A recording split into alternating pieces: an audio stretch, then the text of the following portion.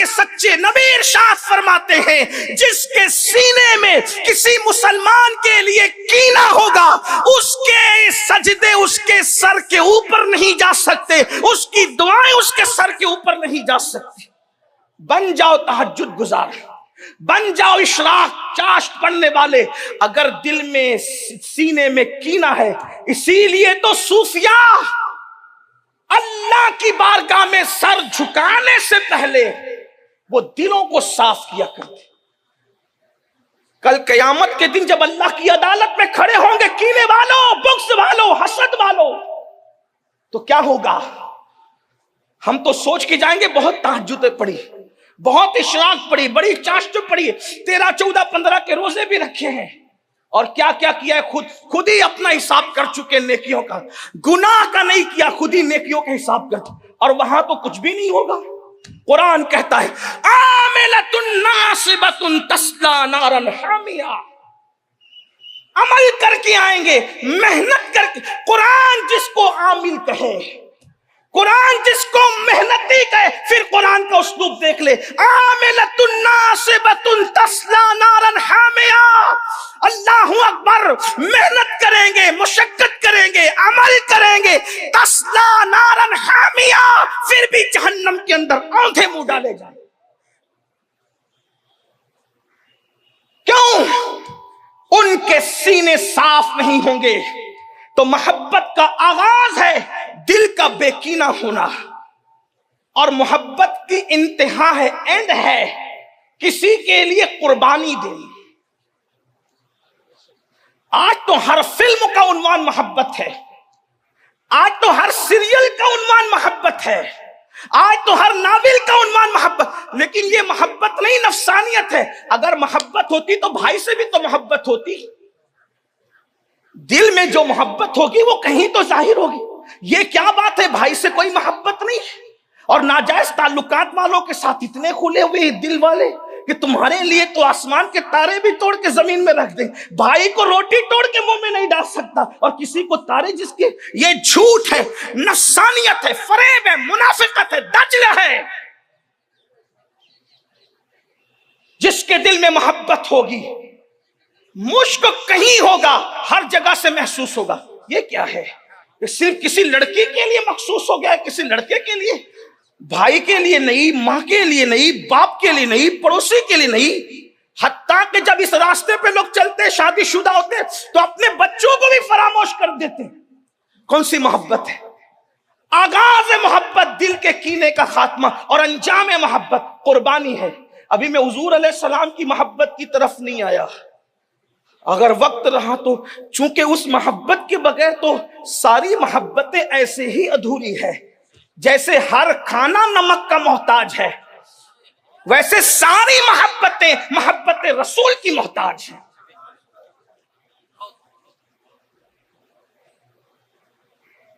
اس لیے کہ ساری محبتیں ملی کس کے صدقے؟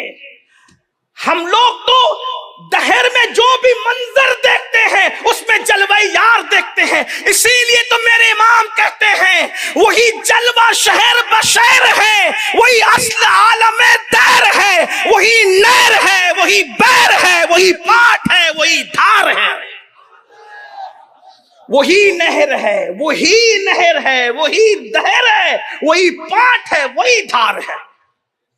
مٹ جائے یہ خودی تو وہ جلوہ کہاں نہیں۔ تو آغاز محبت دلوں کا کینوں سے صاف۔ اپنے آپ کو چیک کرو، اپنے دلوں کو کس کس کے لیے کینے کی گندگی دل میں ڈال رکھی۔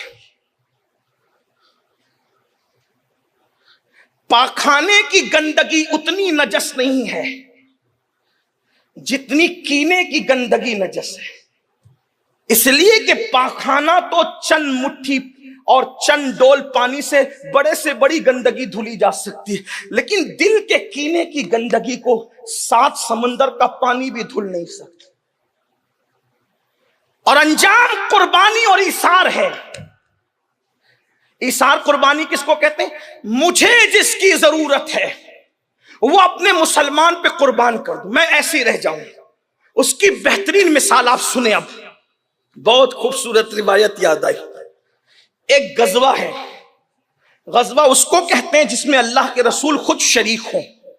ایک غزوہ ہے، اس غزوے میں 3 صحابی زخمی ہو کر کے گرے. ایک کا نام ہے اکرمہ ابن ابو جہل. سوچے تھا کیسے باپ کی چھتر چھایا میں پلے ہوئے تھے اکرمہ، لیکن حضور نے ایسے نفرتی باپ کا رنگ اڑا کر اپنا جو رنگ چڑھایا تھا، اس رنگ کو قرآن کہتا ہے صبغۃ اللہ ومن احسن من اللہ صبغہ. میں نام اس لیے پیش کر رہا ہوں کہ اندازہ رکھو کہاں وہ نفرتی گنڈا جس کو امت کا فرعون کہا گیا ہے، لیکن صحبت رسول کا اثر دیکھو.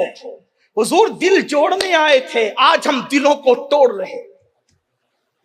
حدیث پاک میں آتا ہے اللہ کے نزدیک مسلمان کو ذلیل کرنے سے بڑا کوئی گناہ ہے ہی نہیں، اور آج ہم اسی میں مبتلا ہیں. تفسیر خزائن العرفان 15ویں پارے میں علامہ سید نعیم الدین مراد آبادی لکھتے ہیں اللہ کے رسول علیہ السلام فرماتے جو 2 مسلمانوں کے گروہ میں نفرت پیدا کرے، جدائی پیدا کرے، انہیں لڑائے، وہ ذریت شیطان ہے. شیطان یعنی وہ انسان کی اولاد نہیں، وہ شیطان کی اولاد. بھائی بھائی میں لڑا رہے ہو، رشتہ دار میں لڑا رہے ہو، امت کو توڑ رہے ہو، دلوں میں نفرتیں پیدا کر رہے ہو. اور اللہ کے رسول ایسے لوگوں کو ذریت شیطان کہتے ہیں، شیطان کی ذریت. حضور تو دل جوڑنے آئے تھے، حضور امت ترتیب دینے آئے تھے، حضور امت بنانے آئے تھے. حضور نے اس کو ملت بنایا، ملت بیضا بنایا، اور اسے سیسا پلائی ہوئی دیوار قرآن کہتا ہے. عربی عجمی کو ایک صف میں کھڑا کر دیا. تو اکرمہ ابن ابو جہل نمبر 1. نمبر 2 حارث ابن ہشام. نمبر 3 سہیل ابن عمرو. یہ تینوں صحابہ ایک کے بعد ایک زخمیوں کے زمین پہ گرتے ہیں. اب تھوڑا سا تصور میں وادی نور کی امن والی وادی سے نکل کر ذرا میدان غزوہ میں پہنچ کر کے دیکھیں حالت کیا ہے. اگر ہم دوڑ بھاگ کر کے آئیں اور ہمیں پیاس لگی ہو تو ہم سوچتے ہیں کہ پہلے پانی کا گلاس میرے ہاتھ میں آنا چاہیے، بلکہ دوڑ بھاگ جانے دیجئے. ہم لوگ گرمیوں میں افطار کے لیے بیٹھتے ہیں، افطار کرنے کے لیے. 10 سال کا بیٹا سامنے بیٹھا ہے اور شربت رکھا ہے، تو افطار کے وقت باپ کی لگی ہوئی پیاس بیٹے کو نظر سے اوجھل کر دیتی ہے، اور باپ کا ہاتھ پہلے گلاس پہ پہنچتا ہے، بیٹے کا ہاتھ پہلے گلاس کی طرف بڑھتا ہے. سب کے الگ الگ گلاس ہیں، کسی کو کسی کی خبر نہیں ہوتی. جب روزے کی پیاس اتنی شدید ہوتی ہے تو زخموں کی پیاس کی شدت کا عالم کیا ہے. لیکن ایثار محبت کا انتہا ایثار ہے، قربانی ہے. اکرمہ ابن ابو جہل گرے، حضرت سیدنا اکرمہ، تو ان کو پانی پیش کیا گیا جب وہ زخموں سے نڈھال تھے. لیکن اکرمہ کے سامنے جیسی تڑپ رہے تھے زخموں سے، جیسی پانی آیا تو حارث نے صرف پانی کو دیکھ لیا سوالیہ نگاہوں سے، پانی مانگا نہیں، اس لیے کہ ذہن میں کتنی ہم آہنگی تھی فکری طور پر. اکرمہ کو پانی دیا جا رہا ہے، سیدنا اکرمہ رضی اللہ تعالیٰ عنہ کو، اور حضرت حارث ابن ہشام صرف اس پانی کو دیکھ رہے ہیں سوالیہ نگاہوں سے. لوگ للچائی ہوئی نگاہ سے کہتے ہیں، میں للچائی ہوئی نگاہ سے نہیں کہتا، اس لیے کہ ہمارے یہاں ہمارے بزرگوں کو بیان کرنے کا ایک معیار دیا ہے میرے امام اہل سنت نے، اور ہم کسی منبر پر ہو اس معیار کے پابند ہیں.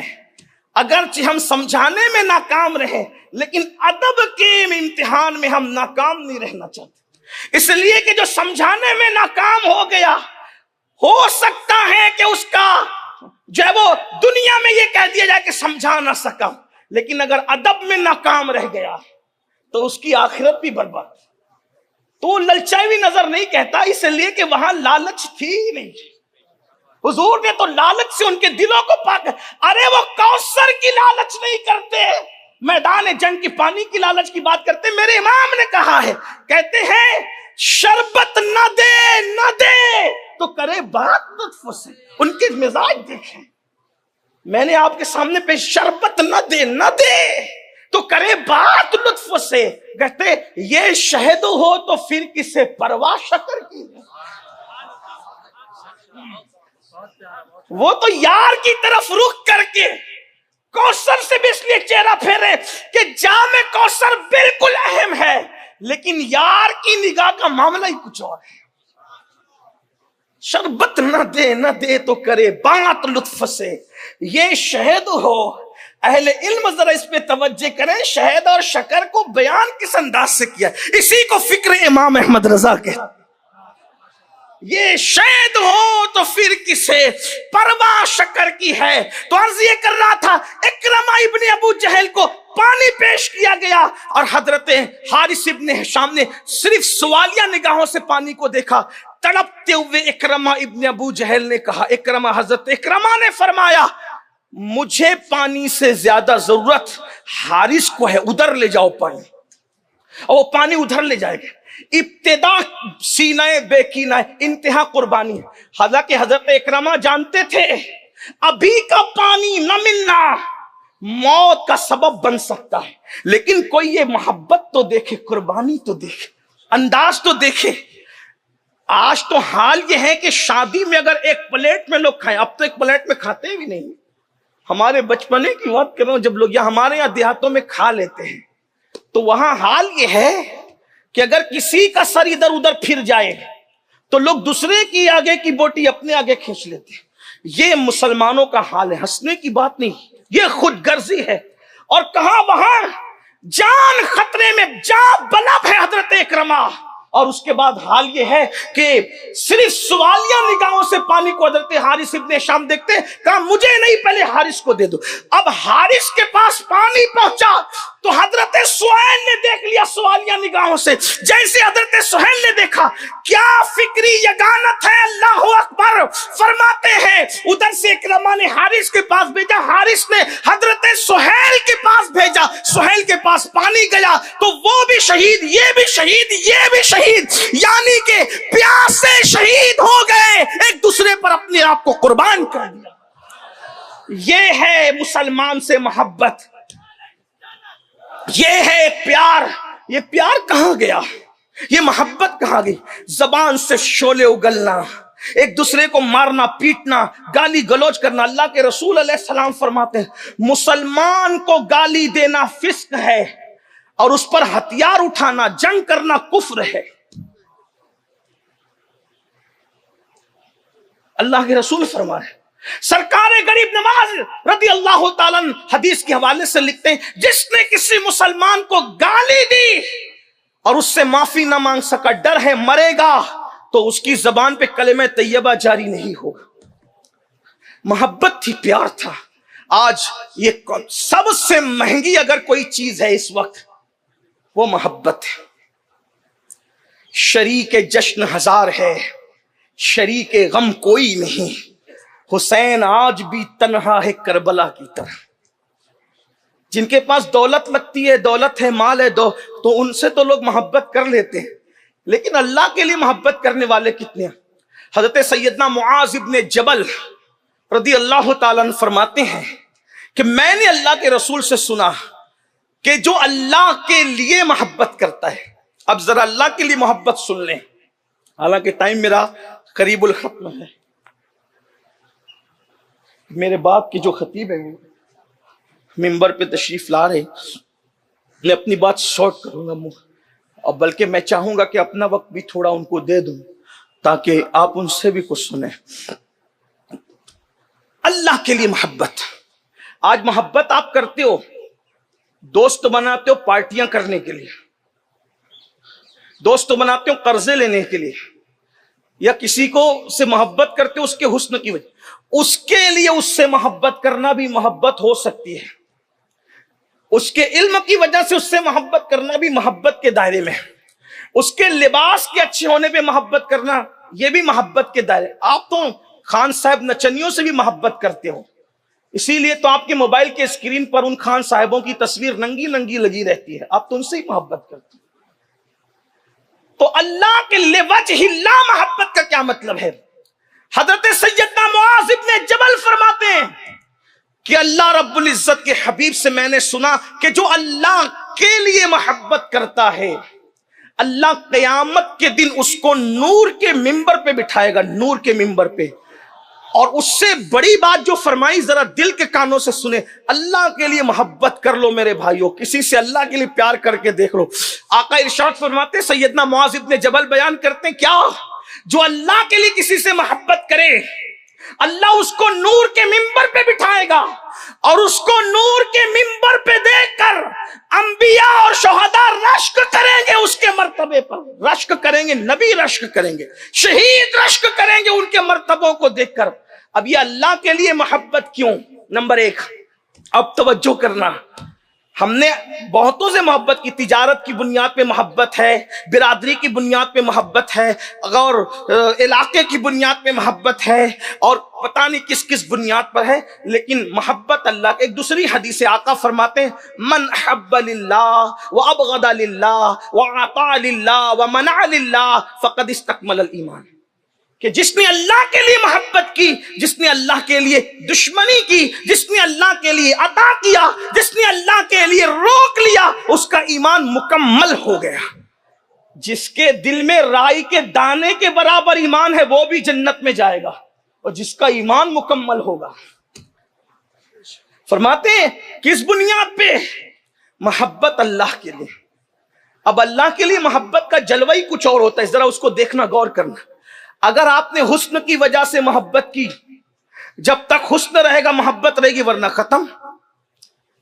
کسی کی شاعری کی وجہ سے کی، کسی کے لباس کی وجہ سے کی، کسی کے نسب کی وجہ سے کی، کسی رنگ، لیکن اگر آپ نے ایسی چیز کی بنیاد پہ محبت کی جو ختم بھی نہیں ہوتی، چلے نہیں ہوتی ختم، مگر اگر محبوب نے تھوڑا سا طوطا چشمی کر دی، یعنی محبوب نے رسپیکٹ نہیں کیا آپ کا، تو آپ اس سے محبت نہیں بلکہ نفرت کرنے لگتے۔ اس کو آسان زبان میں سمجھاؤں، میں نے بے شمار ایسے مریدوں کو دیکھا ہے جنہوں نے اپنے پیر کی بیعت صرف اس لیے توڑ دی کہ پیر صاحب اس کے بیٹے کے نکاح میں نہیں پہنچ سکے۔ میں جانتا ہوں، لیکن چونکہ یہ اجتماع کوئی پول کھول اجتماع تھوڑی ہے، یہ تو پردہ پوشی کرنا، تو کسی کے نام تھوڑی ہم لے سکتے ہیں، لیکن میں جانتا ہوں، میں کوئی گڑی ہوئی بات نہیں کروں، مجھے پتا ہے بہت سارے اماموں کو اس لیے مسجدوں سے لوگوں نے ہٹا دیا جن کے ہاتھ چومتے تھے کہ اس کے باپ کے جنازے میں امام صاحب شریک نہیں ہو سکے۔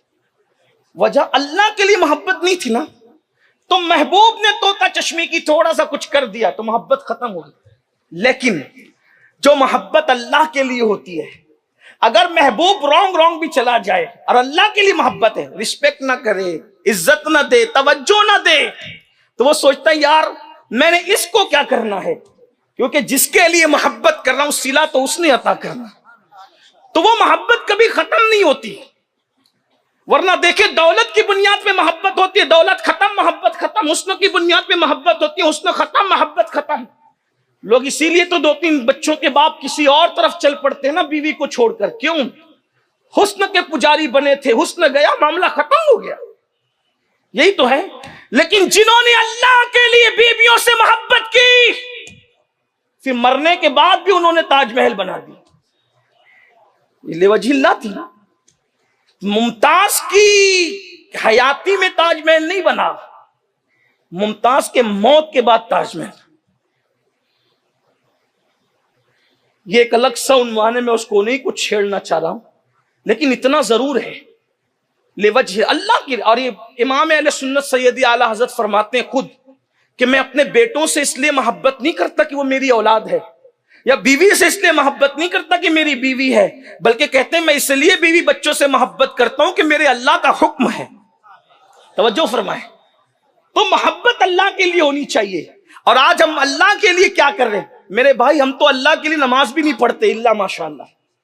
اب لوگ نماز بھی اس لیے پڑھتے ہیں کہ میری روزی میں برکت ہو۔ سوچیے تو صحیح، روزی میں برکت ضرور ہوگی نماز کی وجہ سے، لیکن نماز اس لیے نہیں پڑھی جاتی، بلا تمثیل ملانے کے لیے، سے سمجھانے کے لیے کہتا ہوں، گائے کی خریدی دودھ کے لیے ہوتی ہے، گوبر کے لیے نہیں ہوتی۔ گوبر مفت میں نصیب ہوتا ہے، یہ صرف سمجھانے کے لیے، بلا تمثیل، کروڑ بار بلا تمثیل۔ نماز تو یار کی رضا کے لیے پڑھی جاتی، जिस इबादत के पीछे सिला मकसूद हो, फिर वो इबादत नहीं होती, वो तो तिजारत हुआ करती है। इबादत बेसिला की नीयत से की जाती है और उसका मकसद ये होता है कि यार राजी हो जाए, बस फिर बाद में जो मिलता है मिलता रहता है। तो अल्लाह के लिए मोहब्बत कितने लोग कर रहे हैं। इसीलिए आज कुछ है कल कुछ है। आज ये हदीस आपने सुनी होगी, अल्लाह अकबर। आका अलैहिस्सलाम ने फरमाया एक जमाना आएगा कि लोग सुबह को मोमिन होंगे, शाम होते होते काफिर हो जाएंगे। तो ये 12-14 घंटे में शाम होती है, इतनी जल्दी काफिर कैसे होंगे? तो शारहीन ने इसकी कई तशरीहात में अकवाल लिखे। एक कौल ये भी लिखा कि सुबह इस हाल में करेगा कि मोमिन की जान को, माल को, इज्जत को हराम समझेगा, क्योंकि मोमिन की हुर्मत अल्लाह के रसूल ने काबे की हुर्मत से बढ़कर बयान फरमाई। बल्कि वो हदीस खुतबे हज्जतुल वदा की बड़ी मशहूर है, जिसको टाइम की वजह से मैं सिर्फ इशारा मफहूम के तौर पे। आका अलैहिस्सलाम ने पूछा आज दिन कौन सा है, तो सहाबे किराम ने अर्ज किया अल्लाह उसका रसूल बेहतर जाने। हुजूर ने तवक्कुफ फरमाया तो लोगों ने समझा शायद आज के दिन का नाम हुजूर तब्दील कर देंगे, तो फरमाया कि आज कुर्बानी का दिन नहीं है। कहा हुजूर कुर्बानी का दिन है। फिर इरशाद फरमाया महीना कौन सा है, फिर कहा अल्लाह उसका रसूल बेहतर जाने। तो फिर तवक्कुफ किया तो सहाबा कहते हमें गुमान हुआ कि शायद महीने का नाम हुजूर बदल दें, लेकिन हुजूर ने फरमाया कि ये जुल्हज्जा का महीना नहीं है। कहा या रसूल अल्लाह बिल्कुल जुल्हज्जा का महीना। फिर फरमाया ये शहर कौन सा है, तो फिर सहाबा किराम ने अर्ज किया अल्लाह उसका रसूल बेहतर जानता है। तो कहा कुछ देर तवक्कुफ किया, सहाबा ने गुमान किया कि कहीं शहर का नाम तो नहीं बदलने वाला है। फरमाया कि क्या ये मक्का नहीं है? कहा हुजूर ये बिल्कुल मक्कतुल मुकर्रमा है। तो क्या फरमाया जैसे आज का दिन हुर्मत वाला है, महीना हुर्मत वाला है, शहर हुर्मत वाला है, मोमिन मुसलमान की इज्जत जान माल को ऐसी ही हुर्मत अता की जाती है। आप बताएं। तो ये जो हदीस में मुख्तलिफ अकवाल लिखे गए, कौल ये भी है सुबह को मोमिन होगा शाम को काफिर होगा। क्या मतलब? सुबह को ये समझेगा कि मोमिन की इज्जत मुझ पे हराम है, और शाम होते होते किसी छोटी मोटी बात पर भी उसकी इज्जत को अपने लिए हलाल जानेगा। और जिसको अल्लाह रसूल ने नस्से कतई से हराम किया है उसको हलाल जानने वाला काफिर हो जाता। एक कौल उसमें ये है। आप मुझे बताएं कितनों की पगड़ियां उछालते हो, कितनों की गीबतें करते हो, सर के ऊपर भी नहीं जा रहे सजदे ना दुआएं, फिर कहते हो कि दुआ कबूल नहीं होती। दिल में कीना कैसे होगी? मोहब्बत करो। हुजूर महबूब इलाही ने फरमाया कि कांटों के मुकाबले में अगर कांटे बिछाओगे पूरी दुनिया कांटे से भर जाए। लोग आपसे मोहब्बत नहीं करते, ना करें, आप करें ना, क्योंकि हुक्म आपको है, हमें है। और हमारे बुजुर्गों ने फरमाया जब भी मोहब्बत और नफरतों की जंग होती है तो नफरत हमेशा हार जाती है, मोहब्बत जीत जाती है। फतह मोहब्बत की होती है। मोहब्बत के सफीर बनो।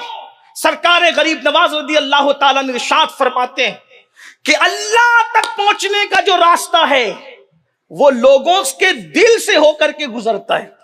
जब तक लोगों के दिल खुश नहीं करते उस वक्त अल्लाह तबारक व तआला तक पहुंच ही नहीं सकते। इसीलिए सूफिया फरमाते तसव्वुफ पूरा के पूरा खिदमते खल्क का नाम है। अल्लाह के बंदों की खिदमत करो, अल्लाह तक पहुंचाओ। सैयदना इमाम जाफर सादिक रदी अल्लाह ताला ने इरशाद फरमाते जमीन पर जितने जर्रात हैं अल्लाह तक पहुंचने के उतने रास्ते हैं। सबसे करीब का रास्ता जो अल्लाह तक ले जाता है वो अल्लाह के बंदों की मोहब्बत और खिदमत लेकर के जाती है। एक मर्तबा एक शख्स हजरत सैयदना अब्दुल्ला इब्न अब्बास के पास आया, कहने लगा हुजूर मुझे जरूरत है आपकी मदद की। आपने मदद भी की और मदद के साथ उसको एक जोड़ा भी दिया, कपड़ा भी दिया। तो उसने कपड़ा लिया, कहा हुजूर आप मुझे मदद भी कर रहे हैं, कपड़ा भी पहना रहे। फरमाया मैंने अल्लाह के रसूल से सुना है जो किसी मुसलमान को कपड़ा पहना देगा जब तक वो कपड़ा उसके पास मौजूद रहेगा वो मुसलमान अल्लाह की हिफाजत में रहेगा। लोग हिफाजत के लिए तावीज लेते, हुजूर ने कितना आसान रास्ता बताया। लोगों को कपड़े पहनाते रहो, अल्लाह की हिफाजत में रहो, अल्लाह के किले में महफूज रहो। कहां है?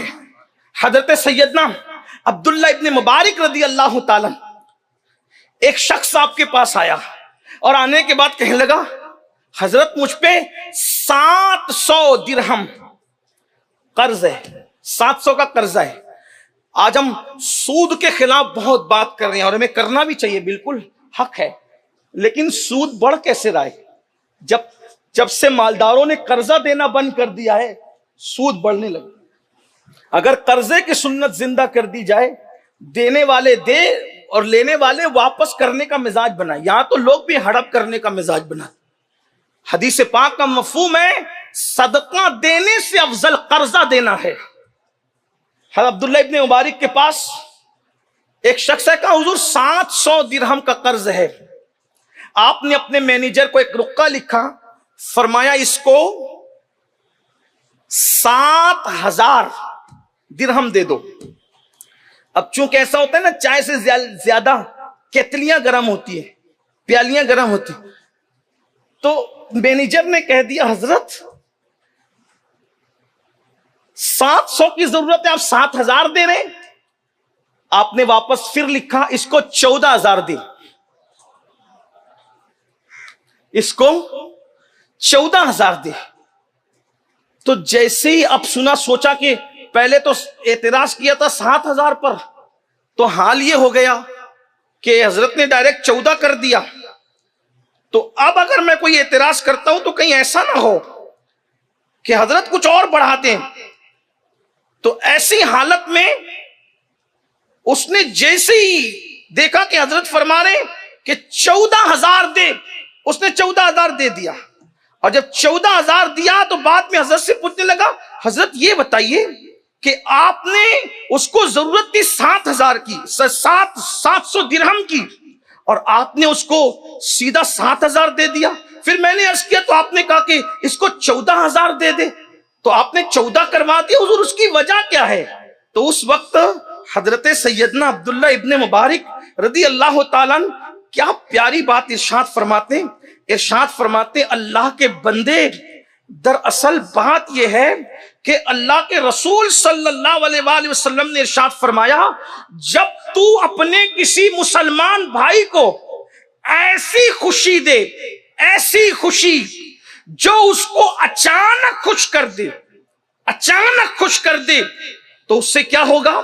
حضرت عبداللہ ابن مبارک فرماتے ہیں کہ اللہ کے رسول صلی اللہ علیہ وآلہ وسلم نے فرمایا جب تم کسی مسلمان کو اچانک میں خوش کر دیتے ہو، اللہ تمہیں اسی وقت بخشش کا پروانہ عطا کر دیتا ہے، تمہیں بخش دیتا ہے۔ تو کہا پھر 7 پر جب میں نے اعتراض کیا تو آپ نے 14 کیوں لکھ دیا؟ تو عبداللہ ابن مبارک کہتے ہیں دراصل 7 پر جب تو نے اعتراض کیا تو 7000 اس کو پتا چل گئے تھے، اب دوبارہ اچانک خوشی دینے کا مطلب یہ تھا کہ اس سے بڑھ کے اعلان کیا جائے تبھی تو اس کو اچانک خوشی ہوگی۔ تو کہا اس لیے میں نے 14 لکھ دیا تاکہ حضور کی امتی کو اچانک خوش کر دوں، اور اچانک ادھر خوش کروں گا قول رسول کی بنیاد پر میری بخشش ہو جائے گی۔ پوچھا یہ بتاؤ مینیجر صاحب 14000 میں اگر اللہ کی بخشش مل رہی ہے، سستا سودا ہے یا مہنگا سودا ہے؟ اچانک دل خوش کرنا، اس کا مطلب لوگوں کے ساتھ ایسا کرو اچانک اس کا دل خوش کر۔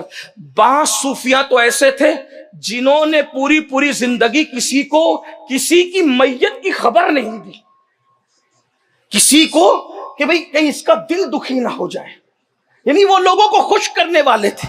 آئیے ایک حدیث پاک اور سن لیتے ہیں، اس کا مفہوم اور بات مکمل کرتے ہیں۔ حضرت سیدنا ابو ادریس خولانی رضی اللہ تعالیٰ فرماتے ہیں کہ میں دمشق کی جامع مسجد میں داخل ہوا تو میں نے دیکھا کہ ایک بہت خوبصورت جوان ہے اور اس کے دانت بہت چمکدار ہیں، بڑے خوبصورت سے اس کے دانت بھی ہیں۔ تو جب میں نے دیکھا کہ یہ اتنا خوبصورت جوان ہے، پھر اس کا حال یہ تھا کہ جب بھی کسی معاملے کے اندر لوگ الگ الگ رائے کا شکار ہو جاتے تو سب اس جوان کی طرف رجوع کرتے اور وہ سب کا مسئلہ حل کر دیتا۔